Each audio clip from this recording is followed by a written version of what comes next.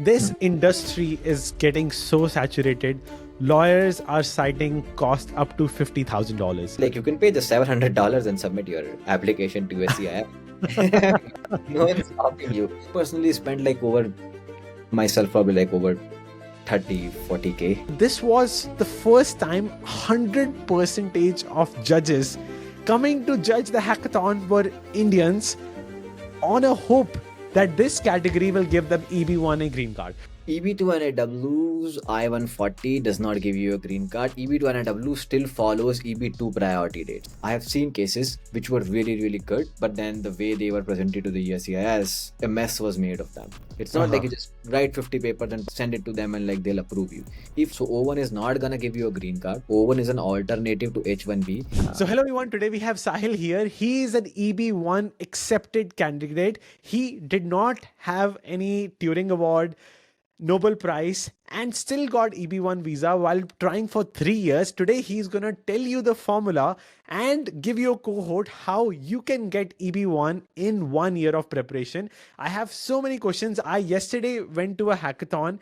यार वहाँ पे like you will not believe I have been judging hackathons from the last 5 years. Usually क्या होता है like Indians are like 40%, 50%, but this was the first time 100% of judges coming to judge the hackathon were Indians on a hope that this category will give them EB1A green card. So hi Sahil, can you please introduce yourself? Hey, thank you for having me, Hanur. Yeah, my name is Sahil. I'm an EB1A recipient, founder of Jinee now. I come from a technical background, as most of the people. Moved to United States on F1 visa, worked on H1, waited in EB2, and then was on the EB1A. So that's a brief shebang, but happy to walk any details over. Sahil is going to break down the details. If you're serious about EB1A, feel free to reach out to them by going to support@geniegreencard.com and make sure to write Singh in the subject so that they know they came from me. So you get your evaluation fee waived off and you can get started for free. So go ahead, check out right now. So first of all, let's define EB1A, O1 and EB2 NIW. For an Indian getting green card, it takes maybe 100 years on EB3 process, 20 to 25 years on EB2, and less than that, way less than that with EB2 NIW, which is National Interest Waiver. Now, National Interest Waiver, may I have some data that approval rate for Chinese citizens is the highest because they were able to convince with high consensus that their mission of working on a project was toward America's interest. And later, India is at 30% and Brazil is at 15%. And there is EB2 NIW. Basically, you need to prove your interest towards national interest waiver. And the approval rate is highest for Chinese citizens, 37%, India 30%, and Brazil 15%. And then comes EB1A, where I am here. So there are three kinds of EB1. EB1A, extraordinary ability, EB1B, which is for outstanding professors and researchers, and EB1C, which is for multinational managers and executives. Today, we will be focusing heavily on EB1A. So, Sahil, first of all, I want to get started with how did you get your EB1A? You did not get picked for H1B visa first and second times. That was the same for me. How did the story start? Yeah, exactly the same. Came on my master's. I did my master's in computer science from State University of New York. Worked at a small company called Universal Instruments right out of school. Did not got picked on my first two H1B attempts. Almost got a scare in the last one as well, because for the third one, most of my friends have already picked up by then. And then my visa wasn't still picked. Almost made plans to move to Canada or Czech Republic, because I used to work at SAP at the time and they had a couple of teams outside of United States. But luckily at the last minute got the H1B approved. Same exact situation happened with my wife, my girlfriend at the time. Didn't got picked in first two attempts. Almost made plans to move out, and then got picked in the third attempt. So it was crazy, because we all have like built our life here. We have our houses and dogs and cars and whatnot. Um, so yeah, that was that. And then we have done the whole shebang. I had EB2, wife had EB2 and IW. Both are just piece of I-140s and absolutely like nothing to do with them. And at that point, we were trying to figure out like how to get out of this battle. So like either you go after EB5 or EB1A. Those were like the only two options to honestly get a green card as an Indian at this point and even at that point. So EB5, if you do not know, like it's a minimum $800,000 investment. The return on the money is not great because you need to put money in like rural projects, rural development projects. The attorneys charges you like on the source of income. So for example, if you're trying to pool money from like five different accounts, my attorney quoted me $15,000 per source. So that's like Oh my God. $75,000 that I'm paying simply in attorney fees. So I thought like this probably is not going to be the best route. Um, I was working as director of engineering at a company, and I did had a high salary, which was in the 90th percentile, as we'll talk Wow. about some of the criterias. So I had Uh-huh. the base for the case. I had three research papers that I did in the past as part of like my undergrad. I was always interested in like, doing a little bit of research, but that was it. Then I started researching about EB1A, what those criterias are, found a few articles online, found a PDF from a Chinese girl who has gotten approved. So read through it, trying to figure out how to like do this. Took me like 2 to 3 years, wasted a lot of time, money, did all this, did everything that came my way, and then eventually got the EB1A approval. So yeah, it's time taking. You have to like upskill yourself, honestly, because if you're not from like research background, I feel like some of these criteria written for EB1A are very aligned towards someone from a research background versus people from like non-research background or people who are like in industrial positions. But it's not like you can't do it. You need to figure out ways. You need to play on your strengths and then find the gaps in your profile and then cover those up, upskill yourself, and then take a shot at it. I think that was my idea at least when I tried doing this. First of all, you said your wife got EB2 NIW, right? Right. Yeah. So you didn't have to get into EB1A, right? Then. Oh, so this good, really good question because a lot of Ah, people ask me like the same exact stuff. EB2 NIW's I-140 does not give you a green card. EB2 NIW still follows EB2 priority dates. really? So yeah, so it could be beneficial. For example, let's say like you are coming up close to like your 6 years on H1B and you do not have an approved I-140. So in the EB2 NIW, the national interest waiver, they waive off the requirement for filing the perm with DOL. So you do not need to do all that shebang. You put the petition together, file for I-140 straight, and you get an I-140 quickly. So EB2 Ah, NIW is a tool to get I-140 quickly if your work aligns with national interest. And for Indians, the two advantages it gives is like number one, if you're close to 6 year H1B limit, you do not have an I-140 approved, you don't have the 2 years to go through that entire process in regular EB2. EB2 NIW could be an option. Or if you have a spouse who's on H4 and you need an H4 EAD for them quickly, then the faster way to get an I-140 could be EB2 NIW if your work qualifies. interesting. So for Indians, EB2 NIW is also not useful. But at the same time, how did your wife get NIW? What was, nationally inclined towards America that she did, that she was eligible for EB2 NIW? Yeah, so she was working for a chip manufacturing company. She has been there for quite a while. She was working on chip manufacturing. She was doing chip designing. She also had a patent. So her work was like very much aligned in terms of like and at intersection of like both computer science as well as like electrical hardware engineering, where she was doing like both development designing as well as like contributing towards verification and validation. So her company was able to, and it was filed by her company. She did not do a self petition, so they were able to argue the B2NW and win the case. Excellent. So now that's why you had to get into EB1A and you started the process. So let's start with step by step what you did. And then ultimately by completing it, Yeah. you wanted to help the community by starting Genie Green Card as well. Coming to that later. So you said you had few publications. You were director of engineering at that company. You left SAP as an engineer in automation and testing, right? So Correct. please connect the dots for me.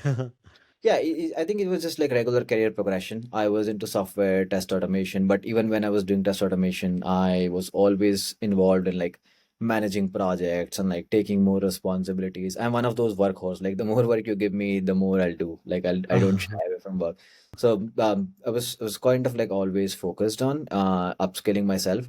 So once I left SAP, I moved to Kata and I joined there as one of the founding engineers for Kata Capital Markets.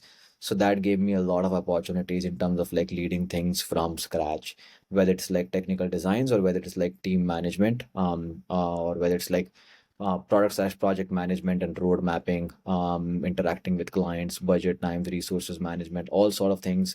I kind of gotten like a really good experience at Kata, and from Mhm. there I got this opportunity to lead engineering at another small company called Maven Machines. So that's where like I moved down as director of engineering. So it was all just like generic regular career progression as you move through the ranks in your career, barring of course like you I was at Kada, and some days I worked at like 3 in the night when I was still working, like wife was sleeping and like I'm standing in the kitchen eating chips and like working on something because the product was not launched. So we Mhm. launched Kada Capital Markets in like 9 months, working like 16 hours a day.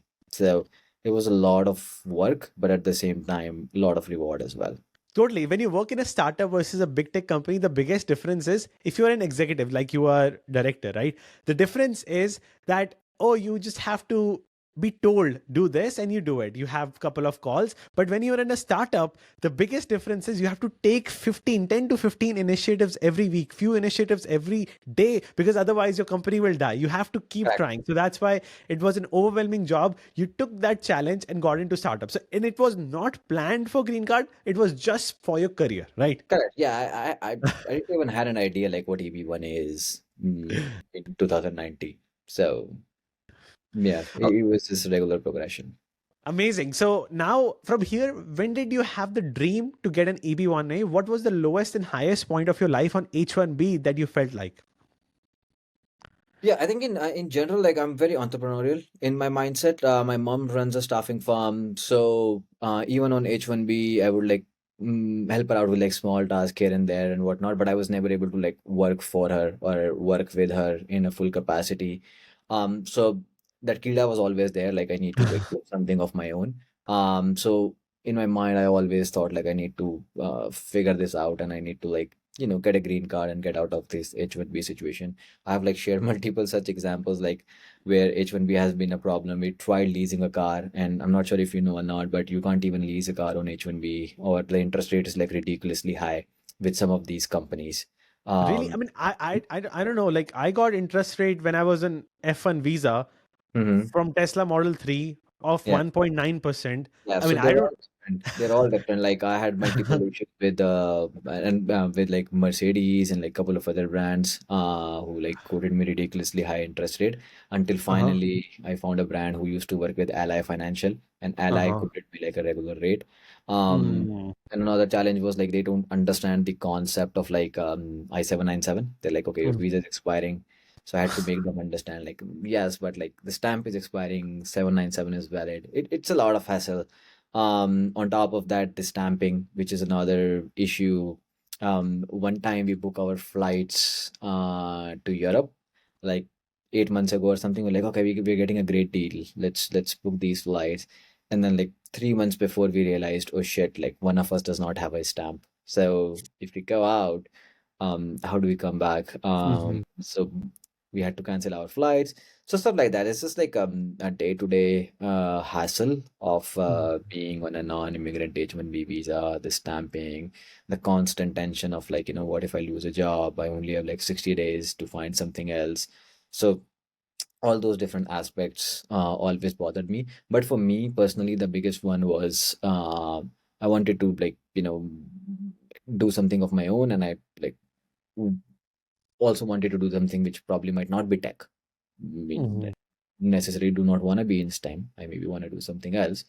So yeah, it was just like having that freedom of like being able to pursue what I actually wanted to pursue at that point in time versus continuing with the job where my heart was not with it. For me, biggest struggle is driving license. I have renewed my driving license almost 5 to 6 times now. When my Yeah. F1 visa expired, when my EAD expires, 2 times EAD expired, then your next visa. It's just a Right. big hassle. Like, Yeah. especially for driving license, I know some friends, they had to actually, when they get, their I-797, it takes 6 months.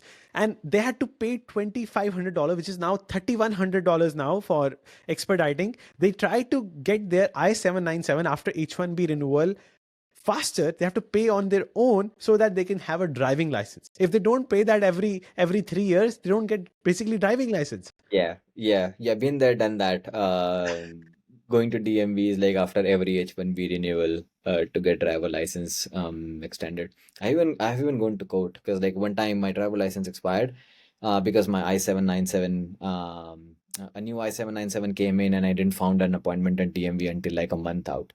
So Mm. cop pulled me over when he asked me like where's your driver's license? So I explained him the situation like my I-797 expired. Here's a new I-797 waiting for an appointment at DMV. He was nice to me. He did not give me a ticket because one of my tail light was off and I was actually Mhm. going to get that fixed.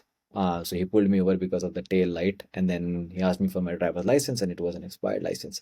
So he just gave me a warning. He's like, okay, be careful. You're technically not supposed to like drive on expired license.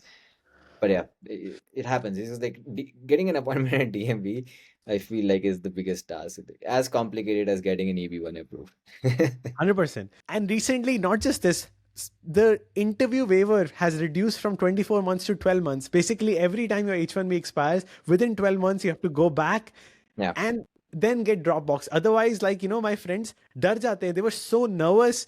Like, they have to do an interview now and dates are not available within 1 year. So basically, they have to do interview every single time. Yeah, so many people reached out to me because this was done like without any prior announcement. So people had Yeah. dates booked. They had like an appointment the next day, and all of a sudden this came in. It's like it was a big chaos for a bit. Exactly. So the incentive of going back to home country is now less. So people are now considering going to Mexico, saying Right. ki, if you have to give an interview for H1B, why not go to Mexico or Canada or Brazil instead Yeah, of yeah, going back to India? So that a lot of yeah. people are now doing that. Now, finally transitioning to your EB1A process, you are director of the company, director of engineering at the company. So number one category you fulfilled was leading role in distinguished organization, which can be verified right here as well in at USCS website. All are right here. This is bit shorter and explained form. And number two, you had high salary, which is number one. You covered that. You can add on. What are the 3 and 4 categories you had? Yeah, so number one is just having the director of engineering role might not qualify you for critical role. So basically, you need to prove that the work you are doing is critical for your organization. It just Mm-hmm. becomes easier when your title is something like a director or manager or something of that sort. But Uh-huh. we have had worked with like multiple people whose titles like regular software manager or whatnot. The goal is you want to be able, you should be able to prove that the work that you do is critical for your organization. So for example, I worked on XYZ project. These projects are important for my company because of ABCD. And because of these projects, it serves XYZ customers and they generate X amount of revenue or whatever the end impact is. So what you want to show is don't focus on your day to day too much, but focus on the bigger picture, like how much business the project that you works on derives, what is your unique contribution, what is your critical role. So that's what critical role essentially is proving that you are critical, you are playing a critical role. So that's the number one which I was able to qualify here. What next? Um, Next one is going to be high remuneration, which usually is you need to be 90th percentile, top 10% of the people, and it's an apple to apple comparison. So for example, Mm. you will not be compared to a CEO in San Francisco. So if you are a CEO in San Francisco, you get compared to every other CEO in San Francisco, and even $1 million might not be enough to prove high remuneration.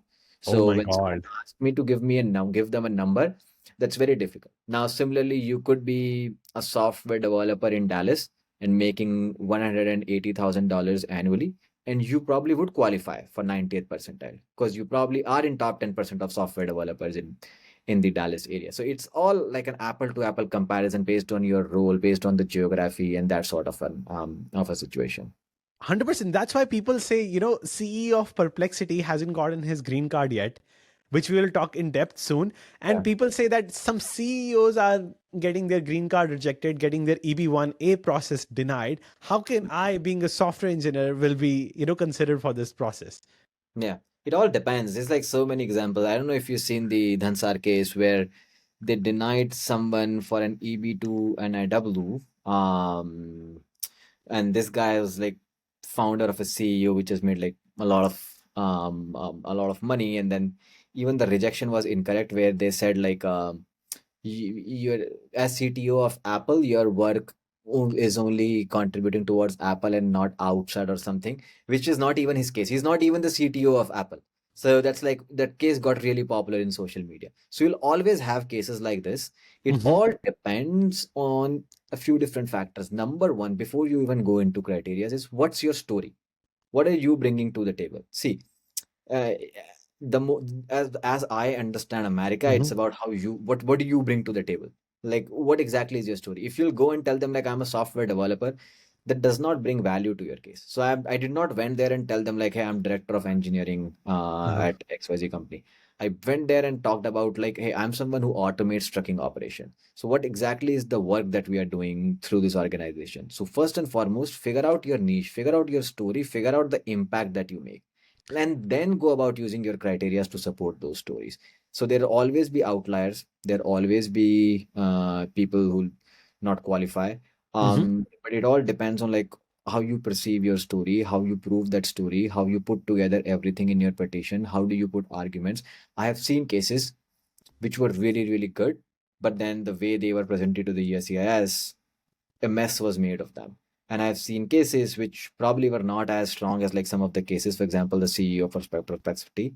But if you present it nice, if you cover the criteria nicely, if you follow like what's written in the language, what the law is, what the education criteria is, and present according to that, you will have higher chances. 100%. That's what lawyers call it, narrative creation. Right. Crafting a narrative which convinces USCIS that you have a strong application and actually having that strong application as well. So, Yep. continuing with your story, so what was the number three and number four you had among Yeah. these So, categories? so critical role, higher nomination.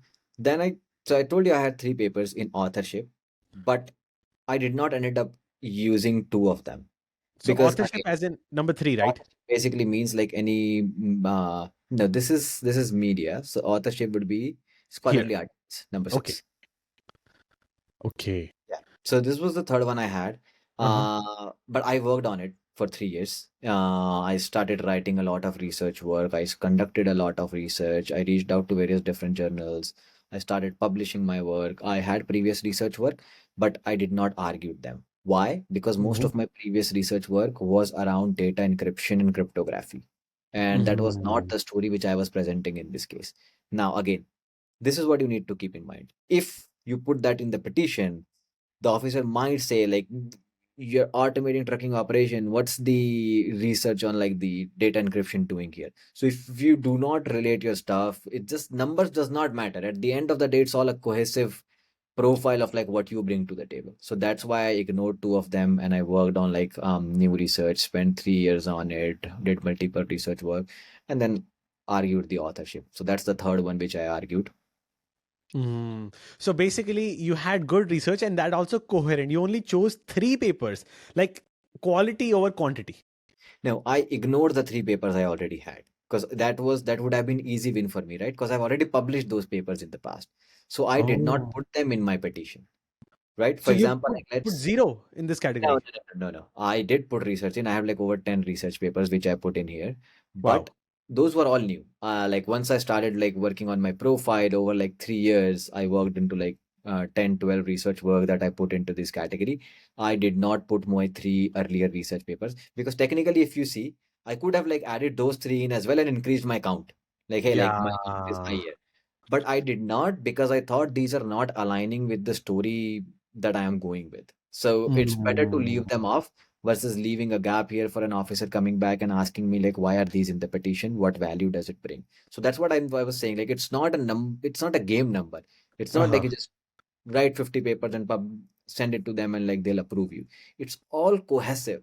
like why is this piece of evidence in here? Mhm. Why does it matter to your story? So it's stop looking criteria individually. It's Mhm. they're all a combination together. I and which is super hard to tell people. 100%. What Yeah. next you had? So Next was 10 original. papers, sorry, 10 papers, and what next you had?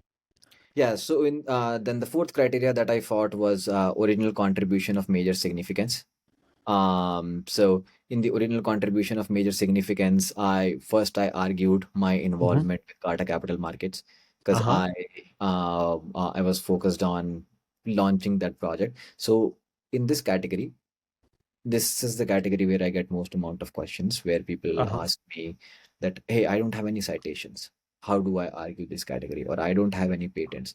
That's not the only way to prove your research work. Mhm. Anything that you did at scratch or you think you implemented at your work that could have been adopted industry wide or that was very important for your organization could be argued as part of original contribution. Maybe let's say Harnoor, you put out a medium article on like how to utilize social media or something like that, and if I use that article, but I'm not a researcher, so I'm not going to cite you. I'm going to Uh-huh. read that article and do something with it. It's like, okay, I've got the information, now let me upskill myself and like let's see if I can improve my social media game, right? Mhm. The only way that you will get credit for that is either I reach out to you and ask you like, hey Arnoor, I read your article that you posted on like Medium, but now I have these questions. What do I do next? Or if I send you a letter like, hey, or a note, or like, hey no, thank you. Like I read the article, it was awesome, dude. I appreciate it. So that's another piece of original contribution. So original contribution is a criteria which is ridiculously broad. It's Mhm. very gray. Original contribution simply means that you did something which impacted your field. It could be very difficult to fight because it's very subjective. What could be original contribution to you might not be original contribution to me, and vice versa. I So see. I So did want this. what was your story with original contribution? How Yes, did I you had contribute it? different projects. I used five different projects that I initiated at my job from scratch, like which were led by me around Uh-huh. like route optimization. One was around ELD compliance. So all of these projects were that what we built, and a lot of the trucking companies were utilizing those projects in their mobile application. For example, the ELD compliance project was enforcing drivers to stop them driving over 14 hours in a day. So Wow. that's a feature that we built out. So even though it was through my employer, I was able to argue that I had a few citations as well, Mhm. not a lot. Maybe at that time I had like 30, 35 citations. And then I just used those as well in my petition. So that's what I did in the original contribution criteria. Amazing. Now, what next? You now fulfilled four. Did you Right. have more? Yeah, yeah. I had the fifth one that I had was judging. So in judging, I had quick clarification again here. A lot of people ask me the question that does interviews that we do at work, does that count here? Usually they do not, because if you're saying like you play a really critical role, it's weird that you're saying I'm judging at your job, because they're kind of considered as part of the job, like as your job duties. So very difficult to argue them. But I did a lot of peer reviews, which is basically reviewing other people's research work. I did a lot of competitions judging. I also did went to a few conferences where I was judging a few Mhm. events. I was moderating some stuff. So all of those aspects is what I argued in the judging criteria. And in the same niche with the same story, it's all Correct. about coherence. Correct, Awesome. correct, correct. Yes. Now, what else did you? Now you've fulfilled five. Yes. Did you have more? Yeah, I did. I fought press as well, the Okay, media coverage. so Um, that is in number that three. is, yes, correct. Oh Yeah. wow. Yeah, so that's published material about the applicant. This this was a little bit difficult, but I was able to crack it. I had a few published material about me, but again, those were about a startup that we did in India, so they were not directly related to my story. Same like my research paper. So initially, I thought, okay, this is good. Maybe again, I can utilize them. But eventually, at the end, I decided against it. I did not utilize that press, but what I was able to do was through these connections, I was able to do media pitching for myself. where like I reached out to journalists, asked them like, hey, are you interested in covering XYZ? I have my thoughts on like this ELD compliance stuff. So that's how you kind of that's how like I personally went about it, where I actively reached out to journalists, actively reached out to at that time there was also this website called halo.com. I don't think they work anymore, but something like that, where you could find a lot of journalists who are covering different stories, and you can pitch if you have an opinion. If they like, they might be able to like interview you or something like that. So I spent a lot of time reaching out to like media houses, journalists, figure out which journalists are interested in covering about trucking. I found a lot of people when I went to this American Truckers Association conference that was happening. So a lot of media was there. So I made some connections there. It's not easy. It's not difficult, sorry, but it's just time consuming and like putting efforts in, and that's how like I was able to argue the published material criteria. That also in the same field. For example, I have given interview to CNBC about H1B. That is not related to my field. It would Mm, not count. correct. Yeah. So I had to ignore all the press that I had on my startup, and I wasn't able to fight it.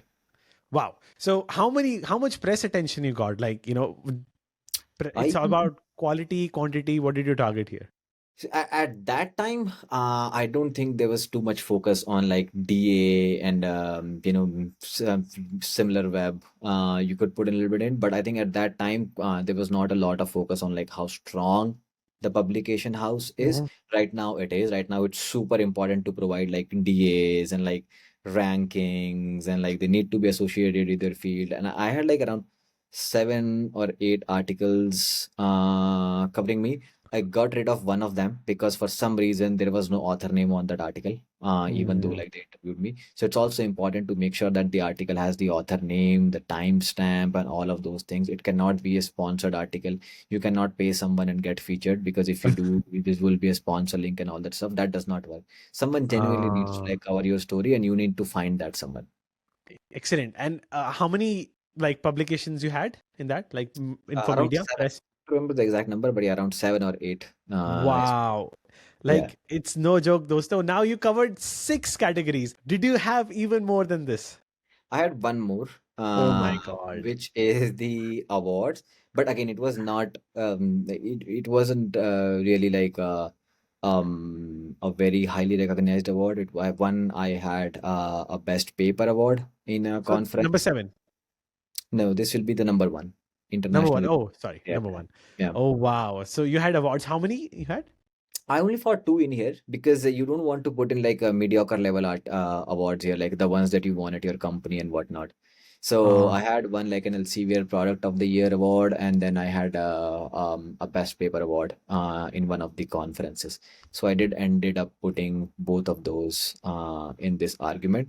Again, be careful these days. It used to work. Now you just need, as more competition increase, you basically want to make sure like because trends change, and that's what like mm, is we monitor here. Those time the trends were like, if you have stuff, it's good, you put it in the petition. Now the trends are more is not better.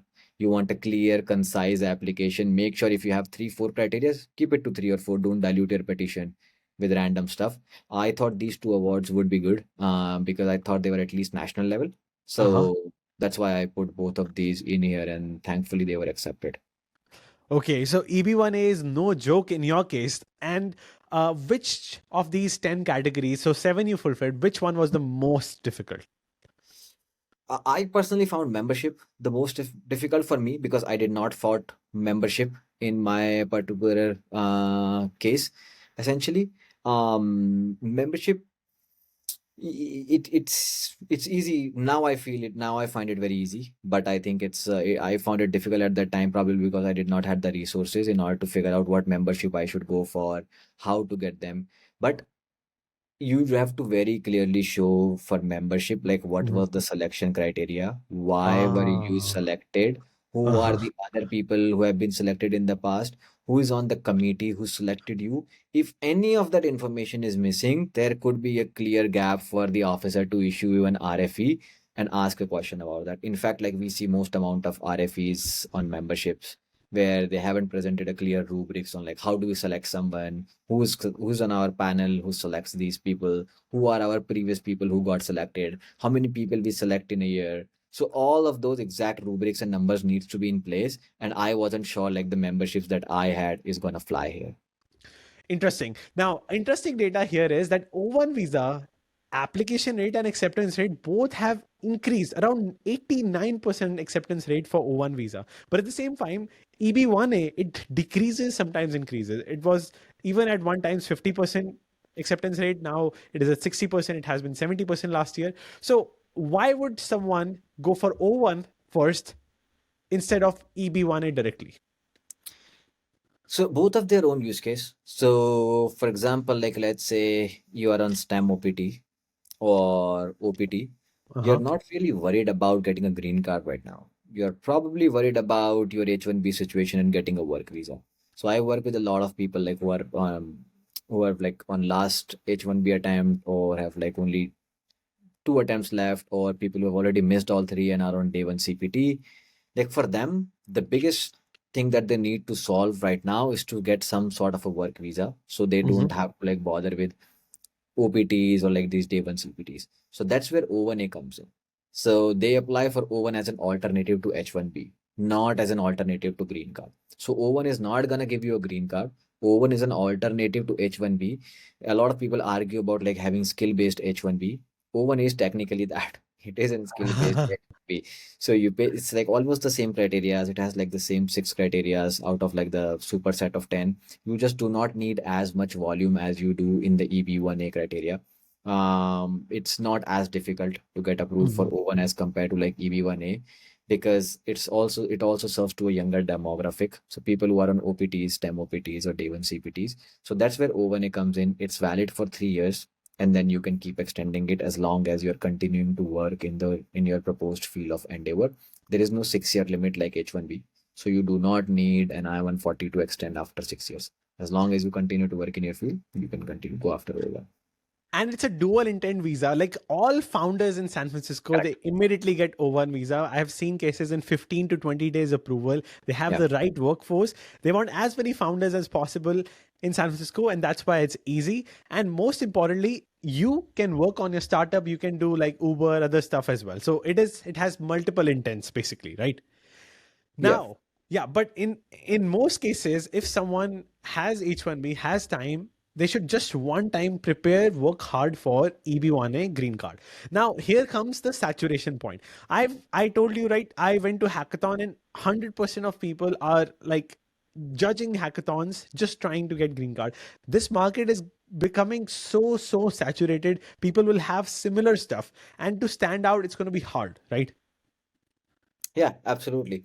I think that's why the goal should be is to figure out your narrative, number one. Like don't just start going after criterias. So for example, like I was talking to someone who is today I was talking to someone who's a senior manager of a digital agency or something of that sort, and they have created like a few unique angles of like digital marketing, which I found Mhm. very interesting. I was like, this is awesome, like what you guys are doing. So for him, if he again starts going after like research papers and hackathons, absolutely does not sit well. Like he has no reason to like publish research work. He's from a very industrial, practical, applicable field. So his focus should be more around like throwing this out because he's from digital agency. So he'll have a lot of media connections. He'll and his work needs to be promoted in media because that's how he'll get his audience. And that could be tied to his original contribution angle. So I feel like the biggest mistake that people make is just do like same stuff like everyone else. It's like, okay, these are the criterias. I think I need to. I hear this every day. Like, I don't have research paper. I don't have citation, and I'm like, does not matter. You have to figure out like what's your selling point, what's your USP is, what your story is, and work according to that and upskill yourself genuinely. Because then you'll be able to crack it. I personally feel like once you figure out your narrative and you give yourself time, just try to improve on that narrative. If that narrative aligns with like what you want to continue to do. So, for example, like if you love cars and then you are like an amazing mechanic, you just want to upskill yourself within that particular field. Maybe you go to other car shows, maybe you learn from like other people who are within your field and like how they are doing. Maybe you go and judge a car race. So whatever, it's basically like aligning with like what you do and what sort of opportunities are going to be applicable in your field. So someone who's like a car mechanic, maybe he does not care about writing research work, that's not his field, that criteria does not really align with his profile. So figuring out the story, and then figuring out what criterias align well with my story is the first base, and then go deep dive into like individual criterias rather than just running and doing random stuff hoping that it would work. 100%. And like a lot of people have misconceptions. I saw uh, a lawyer quoted that 90 percentage of well prepared petitions do succeed, and without RFE. Like that's insane. And people think that getting RFE, that's like what I saw as well, where people think that getting RFE means that, oh, it's over and like it's difficult. But basically, they just want explanation. For example, very top of the field can be vague. How do you prove that you're very top of the field? So they Yeah. want more and more explanations. Yeah, I saw an RFE lately, which was a horrific petition in my opinion. But basically, they submitted so the RFE, they argued six criteria, and I think there was RFE in four or five, Hmm. something like that. So number one RFE, if I remember correctly, was on the judging criteria where they submitted, and the officer's argument was like, okay, you guys provided me invitations letter that he was invited to like these XYZ competitions. Where is the evidence that he completed the actual competition? Very Mm. basic, not part of the evidence. Now, if this guy has it, he can provide it and clear the RFE. Second one was on the I don't remember, but I think on the media side, where I think he provided like three or four media articles, and then one of them did not have like an author name. So again, Mm. such an oversight. You probably should never have put that in the petition and use only three of those. So you'll always see RFEs with like lack of like proper documentation and lack of proper arrangement, and those could all be like responded to and can be avoided if you do it correct at the first place as well. I know I don't remember the exact number, but I think the success rate for an RFE response is anywhere between 70 to 75%. So technically, like Wow. three out of the four RFEs does get resolved. Again, don't quote me on this, we can look up the number. But the RFE response rate usually is high. It's not the end of the world, but I think if you do it properly, you want to make sure like you reduce the chance right up front, because it just delays everything.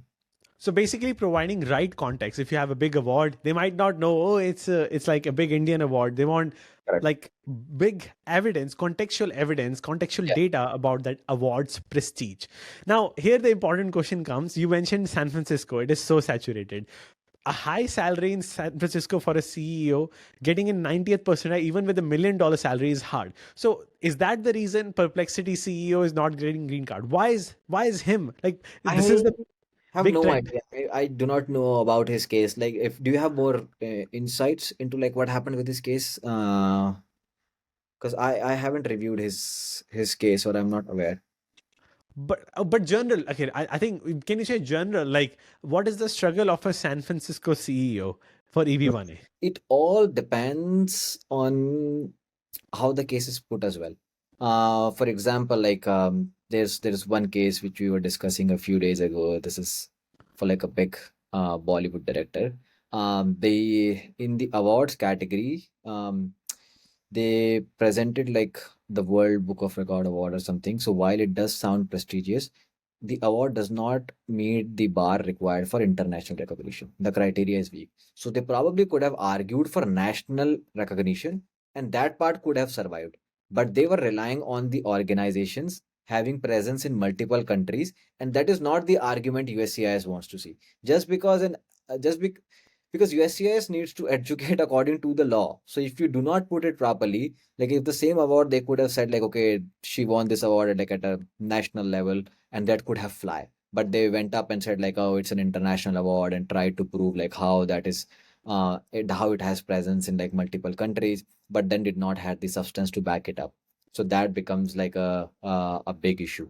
So it depends on like how you're putting the petition together, and how does that suffice with the exact criteria of the law. So that's where like this problem usually happens when you might have everything in your petition, but you did not put it together in the appropriate manner. Okay, so that's why like clarity is important. But for a San Francisco CEO, they need like 10x more evidence than a normal CEO. That's what he's saying, or no? No, absolutely not. It's about how you're putting things together, how you are putting your case to USCIS. For example, Huh. let's say hypothetically as a CEO, I argued critical role that I play a critical role in this company. Again, depends if my company is critical or not. I mean, CEO in itself is critical, but you also have to prove that the company is critical. Do not assume that officer knows everything. You cannot Mhm. assume that I am the CEO of Apple. This is my petition, and you tell him like, "Hey, I am the CEO of Apple. Give me." This is just an example. You need to explain everything. So I am not sure like in this particular case what's happened, but if it was me, I would probably first and foremost explain why my organization is critical. What exactly does this organization do? Who do we serve? Why are we important to the country? And then argued about my role. Because I'm assuming if I'm a CEO, there is little argument that my role in the organization is not important. The higher argument is how overall the organization is important. Now, I am not sure how that was argued. Similarly, you have high remuneration. I am assuming with a decent attorney, you have presented the salary surveys and you were able to qualify. Again, I don't know, depends the 90th percentile and how they have put it. Now, let's say they do not have any authorship. I'm not sure. I'm a CEO. I've never written a research paper. So at this point, I don't have the third criteria. Now, original contribution, very gray again. So I'm not sure how that was put together. Membership, judging, press, award. We absolutely cannot assume that all of these would I would have. Maybe I do not have any membership. Maybe I do not have any judging. Maybe I do not have any awards. Maybe I do have press. But even then, now I have like critical role, high remuneration, maybe original contribution, and maybe press. So with like these four maybes, if something was not presented properly and three criteria are not satisfying, technically you cannot be approved. So it does not matter who you are, you still could get rejected or get an RFE if your case is not put together properly.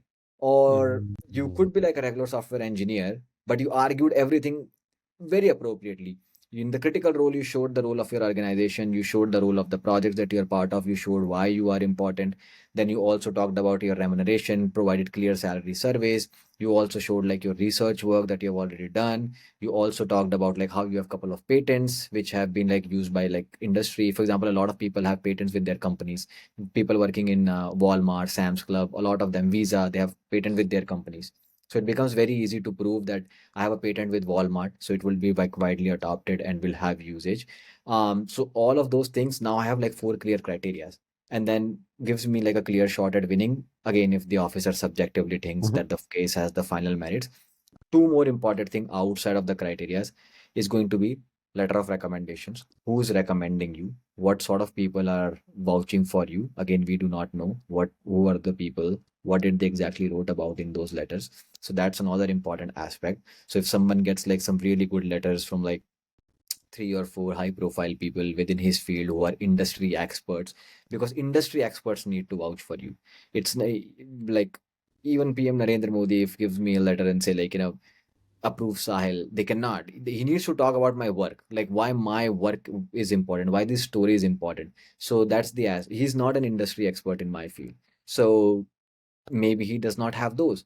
Then you also have final merits. Sometimes you could have all the three criterias, but your case does not have final merits, where an officer subjectively might just think like, okay, this guy has the criteria, but overall, I just do not feel that he's bringing enough to the table. There is not enough final merits in the case. There is not sustained acclaim. That could be another aspect. Maybe you are CEO for like 1 year, 2 year. Before that, you haven't done anything in your past work, and then officer might feel like, okay, it's too early for EB1A, just a year or so of like great work. So it could be anything. That's a subjective decision. So what I'm trying to say is like you could be anyone on the higher end and you could be anyone on the lower end. Do, don't just expect a natural yes or a natural no until you have like figured things out. Of course, the chances are going to be high on the higher end and lower the lower end, but that's not a rule, in my opinion. Excellent. Now, the biggest question comes here is the cost. This industry is getting so saturated. Lawyers are citing cost up to $50,000. I want to break down with honesty that if someone wants to do everything on their own Mhm. versus with some help how much it costs. So first of all, I know what costs. Number one, if they want to expedite, everyone in EB1A expedites, which is now $3,100 to expedite their application. Now, here, what are the next things you can think of if you do everything by yourself? I mean, technically, it depends. So for example, like let's say you can self-petition. So if you do not want to use an attorney, you do everything by yourself. You put together the pet. This is like the best case we are thinking. Like you know everything. You also know how to draft a petition, anything and everything. You also know how to get stronger letter of recommendation. What do you have in those? You also know like what evidence qualify, what does not qualify, what to put, what not to put. In my opinion, your success chances would be very low if you do this, if you go down this route. But essentially, like you can pay just $700 and submit your application to SCI. No one's stopping you. You So could that's add. it. 700 and 3,100 to expedite it, and $4,000 you are set. I mean, what else do you need? Like, if it's a self petition, so if you could petition it together, just submit the USCIS fees and like send the petition to them. Maybe add FedEx charges on top of it. So that's the absolute minimum, in my opinion. Wow. Yeah. So, but now if we add on here lawyer fees, which is around $10,000 to $15,000 here, right? And now here, where does Genie come into the picture?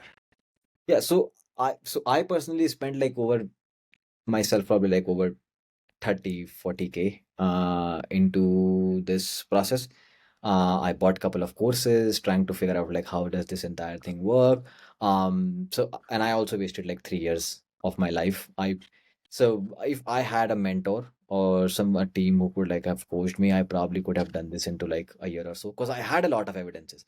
I had like the opposite syndrome of like always thinking not enough. It's like, okay, I have Ah. this, but I didn't know this is not enough. I maybe need to do this. I maybe need to do that. Now there is another aspect to it. Now these days, a lot of the stuff is flagged. Like in the past, people used to do these Globee award judging, Stevie award judging, all those sort of things have been flagged by USCIS. So now you need to be even more careful in terms of like, not cutting shortcuts. Because a lot of people like cut shortcuts and then an officer does not like. He clearly can see like, okay, why every petition has a Globee award judging in it. And they could just, dilute your petition and they'll just give you an RFU on everything and anything. So like my goal with this program was to basically make sure we save people time and money. If you have the time, do it yourself, absolutely. If you have the resources, because like my goal is to like as part of the program, I want to help you out, like create a story for yourself, create a niche, what exactly and how exactly you should present yourself. It's a cohort, it's an educational cohort to upskill yourself, honestly. So we help you out with there. I help you strategize like what sort of people you should go after in terms of like getting expert letters or recommendation letter, how to reach out to them, how to collect salary surveys. We have professors in the team who basically help you figure out what topics you should write about, which will align with your niche. What's the best way of structuring your paper? So we do calls and teach people how to like write research work. What is the perfect format? What are different types of format? What works? What does not works? We then also like help them find research journals where they could publish their work out. Again, it depends on journals whether they accept it or not. Our job is to basically figuring that out because the abstract of your paper needs to match with the aim and scope of the journal where you're presenting your work. Mhm. Becoming too technical, but these all things matters. You'll get an RFU on everything here. Same goes for like figuring out unique aspects of your profile, like any algorithm that you have which could be copyrighted or any design patents that you could go after. And we have a community that you collaborate together. So for example, Harnoor, if you are in AI, I am in AI, you don't need to work alone. The two of us can like kind of sync up, collaborate on research work. If you find an opportunity, you share with me. If I find an opportunity, I share with you. Same goes on like membership, judging. Our goal becomes like finding various different opportunities. Like, guys, this conference is happening this week. You guys can go here. This is happening here. This is a membership that you can go for. This is a membership that can align with your particular field. So all those sort of things is what we kind of like help out with. The goal is to like upskill yourself, have a community to support you. We discuss a lot of RFEs in terms of like what an officer is thinking, what not to do in your petition. We have attorneys as part of our team, so they basically like also do an initial review of like, yeah, this could be a good angle of how this profile could be shaped. So Mhm. we run it for 2 years. It's not a short term program. Like a lot of time people come up to me and they ask me like, Sahil, can your team, do I need to write research paper? I'm like, "Yeah, absolutely yes. Like, this is not a research Like, agency." scam नहीं कर सकते आप, like the scam, like people like charge you and write papers for you, and Right. if you get caught, it's like you will Yeah. be banned to apply again, basically. Yeah, yeah. So it's like I always tell people like do not cut shortcuts. That's why have this program for 2 years. Work organically. Think about it as upskilling yourself, so that way you also do not get drained out in the process. Because I got drained out 6 months into it. I was like, this is going to be never ending because my goal was always like, okay, I just need to get approved. I wasn't thinking about like Mm. what I need to learn throughout this journey, what are the connections that I'm making. I made amazing friends at that time. Like I still work with like some of the journalists I met at that time, like doing media pitching, who helped me like do a lot of other stuff in life. I genuinely made connections. So I feel like you need to think from that perspective where like, hey, I'm gonna upskill myself and then solve this problem for me if that happens. If not, I don't care because at some point I realized like when someone told me like was part of like my program, one of like first people we started working with, very close family and friend. It was like he was working with us and like, oh, I got like a salary raise like 6 months down the line because he was doing a lot of new research and he implemented a couple of those into his own work, got a 10% raise, and he was like, awesome. Like all the money that I was like thinking that I'll be putting into this process, because I genuinely learned the things I was doing, I was able to make that money back. So at this point, he does not have anything to lose because the money that he was putting in, he got it back through upskilling himself. Now he's just doing it to basically then eventually get the visa and upskill. So keep that mindset. And our goal here is to basically just help them out, provide them a supportive community, give them all the tools and resources that they need to succeed, save them time and money, avoid getting into scammy stuff like pay $300 and like just this competition and all those sort of things. Like that's the goal, honestly. And like we work tirelessly to do that. We have a team of like over 25 people.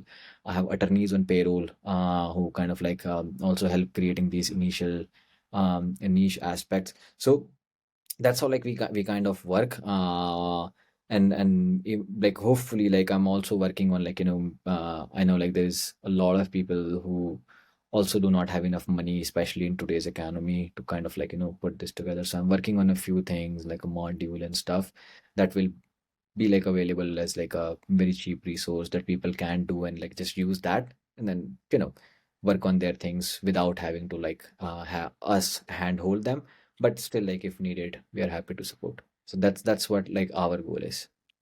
Incredible. So your goal is to upskill someone so they can, have a startup, get promoted in their profession, have an outstanding profession first, and later possibly if green card happens. Correct, yeah. And it's like if whether you want to go after O1 EB2 NIW or EB1A, yes, we keep the criterias in place and the goal is to like make sure we work towards what's required for these applications. But the mindset that I always try and promote is upskilling yourself. That's exactly what we want to do. And if you genuinely upskill yourself, you will get approved. If you try and cut shortcuts, that's where issues will come in, where you'll get RFEs and stuff like that. Awesome. And my final question will be, are you happy? You got your green card, you are a startup founder. Overall, are you happier than when you were on H1B? I honestly do not know, brother. I mean, it's it's like it's funny that life always has its challenge. So you solve one problem, and then you're like, okay, this is done. What's next? So usually, like that's why I always tell people as well, like, okay, even in the program when they stress out, I'm like, guys, it's okay. Immigration is just one part of your life. It's not be it all it. I mean, at that point, I was stressed about immigration. Now I'm stressed about my father's health. So there will always be issues, there will Right. always be things, but all you could do is like just work through them and try to like be better, and try to solve those problems for yourself. I think that's what like I usually preach. But yeah, I'm happy that I can lease cars now and Amazing. And yeah, and the biggest skill, if you have to define what kept you going, what kept you, you know, giving you the patience and energy to prepare this application over 2.5 years, what is that skill you would say? That's my life mantra, which usually is if you'll do it, it will happen. just keep at it, whatever your goal is. It might not happen tomorrow, it might not happen the day after tomorrow, but if you'll keep at it, it will happen. So I feel like that's like my life mantra. If I genuinely want to do something, I keep working at it, and eventually I feel like I'll be able to achieve it. And then thinking about the bigger picture and having a sane mindset, enjoy the journey, because yet at the same time, you don't want to feel burned down, because Mm. otherwise it becomes like a never ending race, right? Thank you so much, Sahil. It was wonderful learning from you. Anyone watching, go email support@geniegreencard.com with subject Singh, and you will get the free evaluation from Sahil. Thank you once again for watching.